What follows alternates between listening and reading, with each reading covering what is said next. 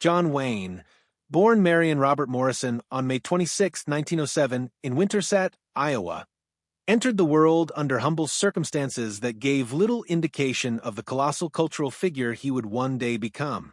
Growing up in a modest household, his family eventually relocated to Southern California, where the young Marion discovered both academic aptitude and athletic talent.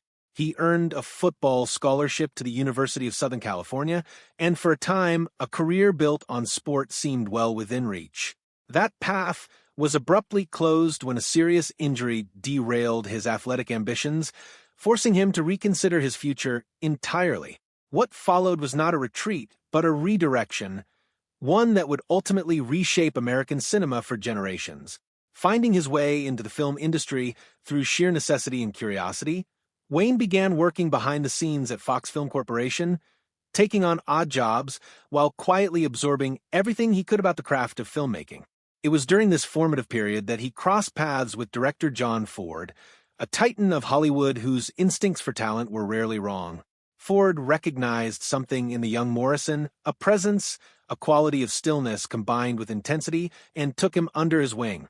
That mentorship would prove to be one of the most consequential relationships in the history of American film. Wayne's early career was anything but glamorous. Throughout the 1930s, he ground his way through dozens of low-budget westerns, accumulating screen time and slowly sharpening the persona that would eventually make him a household name. Years of relative anonymity tested his resolve, but he persisted, and that persistence was rewarded in spectacular fashion in 1939 when John Ford cast him as the Ringo Kid in the landmark Western Stagecoach. Overnight, the struggling actor became a major star.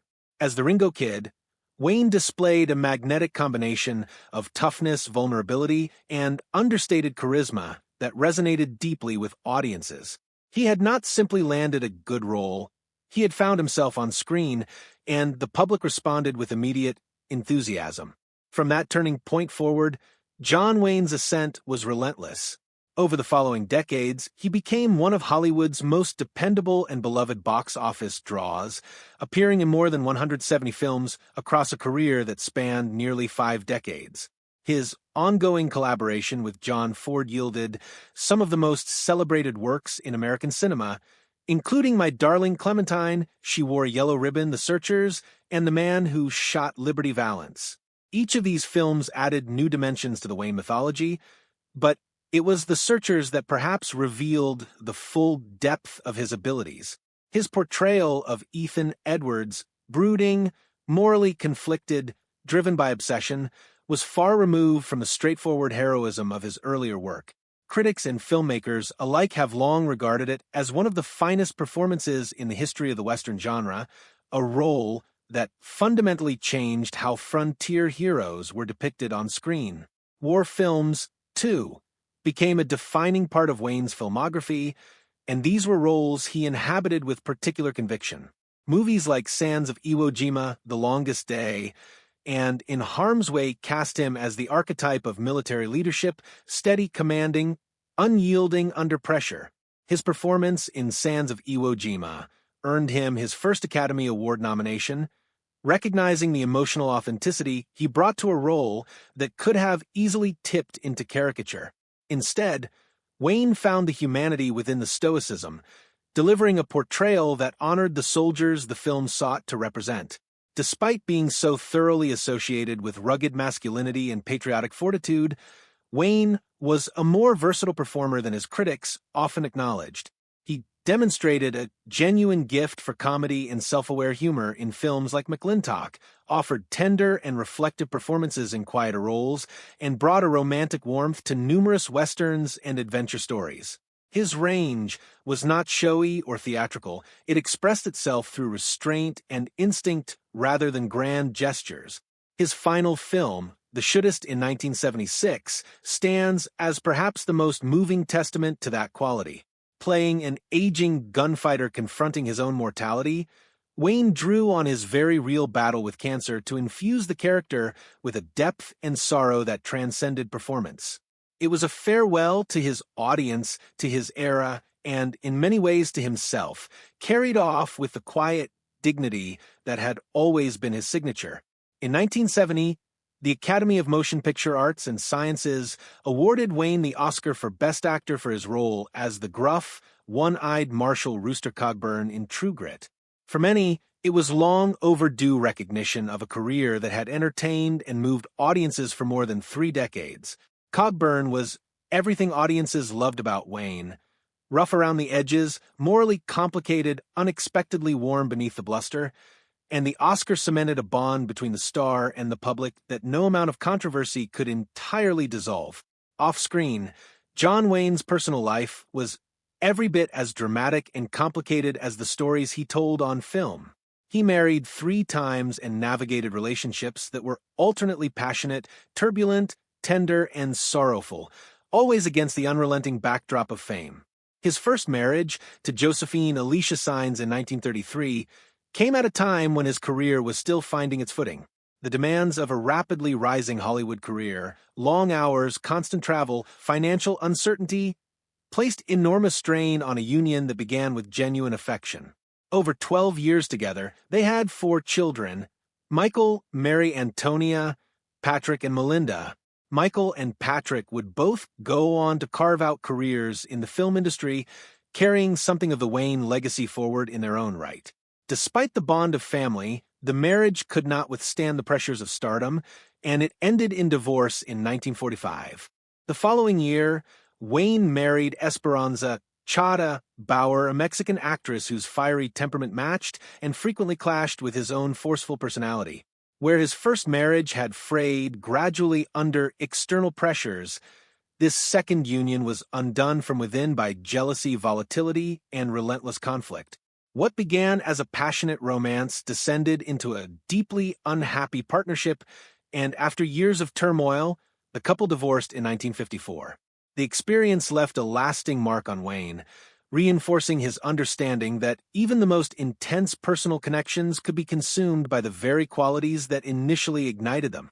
That same year, he married Pilar Palit, a Peruvian actress who initially offered him the calm and stability that his previous relationships had so conspicuously lacked. Their marriage proved far more enduring, lasting nearly 2 decades and producing 3 children: Isa, John Ethan, and Marissa. Yet the familiar pressures of Wayne's career and personality eventually wore away at the relationship. After 19 years together, the couple separated, though they never formally divorced, a complicated, unresolved bond that in its own way reflected the contradictions that defined so much of Wayne's life. In his final years, Wayne found companionship and comfort with Pat Stacy, his former secretary, who remained by his side as his health declined. She offered him loyalty and care through the difficult closing chapter of his life, and their relationship, unconventional though it may have been by the standards of the era, provided him with a sense of emotional grounding during a time when so much else was slipping away. John Wayne died on June 11, 1979, at the UCLA Medical Center, succumbing to stomach cancer at the age of 72. The news spread quickly through Hollywood and beyond, casting a shadow over an industry that had both celebrated and quarreled with him for decades. He was laid to rest at Pacific View Memorial Park Cemetery in Corona del Mar, overlooking the coastline of Newport Beach, a serene and dignified setting that suited a man who had always carried himself with a certain sense of grandeur. Family members, close friends, and mourners gathered to honor his memory, paying their respects to a figure whose influence on American culture had been immense, complex, and deeply divisive. His funeral, held at Our Lady of the Angels Church in Los Angeles, drew many who had admired his work and valued his friendship, but the absence of several prominent Hollywood figures spoke just as loudly as those who came. Wayne had never been a neutral figure. He wore his beliefs openly without apology or qualification, and the fault lines those beliefs created did not simply vanish upon his death. For 6 notable actors, attending his funeral would have meant standing in contradiction to principles they had spent their lives defending. Jane Fonda's decision not to attend was entirely unsurprising to anyone familiar with the history between them. During the Vietnam War, the ideological distance between Fonda, a fierce anti-war activist, and Wayne, one of Hollywood's most vocal advocates for American military involvement, had grown into open hostility. Wayne famously dismissed anti-war protesters in unsparing terms, and Fonda later recalled a direct confrontation with him at a social event that made reconciliation impossible. Attending his funeral would have been a contradiction of everything she believed in. Marlon Brando represented perhaps the most philosophical rejection of everything Wayne stood for. Politically progressive, deeply critical of American imperialism, and a committed advocate for Native American rights, Brando had openly condemned the mythology that Westerns like Wayne's had helped to build, going so far as to accuse the genre of glorifying conquest and genocide. Though both men had dominated Hollywood in their respective eras, there was no warm regard between them. Brando's absence from the funeral was a quiet but unmistakable statement of principle. Paul Newman maintained a more private political life than some of his contemporaries, but his commitments were no less genuine. A supporter of civil rights and an opponent of the Vietnam War, Newman had funded progressive causes throughout his career and held views fundamentally at odds with Wayne's outspoken conservatism. Wayne had made no secret of his disdain for what he saw as liberal posturing in the acting profession.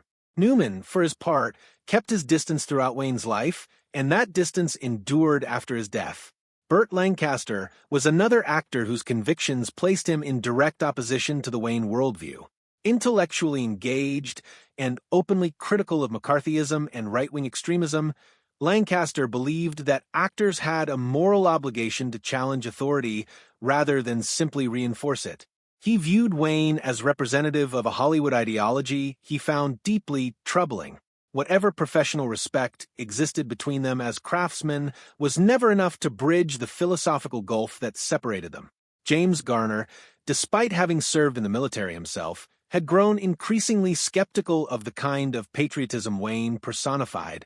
He later described Wayne as a capable actor, but a man with whom he fundamentally disagreed. Garner resented what he perceived as Wayne's tendency to equate dissent with disloyalty, an attitude he found both intellectually dishonest and personally offensive. Choosing not to attend the funeral was consistent with Garner's lifelong insistence on independent thinking over tribal loyalty. Harry Belafonte's absence was rooted in the civil rights movement, a cause to which he had devoted much of his life. As a close ally of Martin Luther King Jr., Wayne's racial views were not ambiguous. He had made statements about Native Americans and African Americans that Belafonte and many others found morally indefensible. Fame and cinematic achievement, in Belafonte's view, did not earn a man absolution from the consequences of his publicly stated beliefs. Respect for Wayne's career did not require silence about what that career had stood alongside. Wayne himself seemed to understand, at least in part, that he was a figure people felt strongly about in both directions. Late in life, he reportedly said that he did not believe a person should apologize for being who they are, a sentiment that captured both his admirable self-possession and the unyielding stubbornness that had made him so many enemies. He made no effort to soften his image or revise his record. What you saw was, unambiguously, what you got. The empty seats at his funeral were not the result of scheduling conflicts or indifference. They were principled choices made by people who had watched Wayne shape American culture for decades and who refused, even in death, to pretend that the man's beliefs had been inconsequential. His legacy remains precisely what it always was, admired passionately by millions who saw in him the embodiment of American virtue, and challenged with equal passion by those who believed that same image had always obscured a more troubling reality. The debate continues. In February 2019, a resurfaced Playboy interview from 1971 renewed calls to rename the John Wayne Airport in Orange County, California. Wayne's son Ethan defended his father, arguing that the interview was being taken out of context. The calls grew louder during the George Floyd protests in June 2020, but as of 2026, the airport still bears his name. It is a small but telling detail, a symbol of the unresolved argument that Wayne's life and legacy continue to inspire, long after those silent seats at his funeral were folded away and forgotten by everyone except history.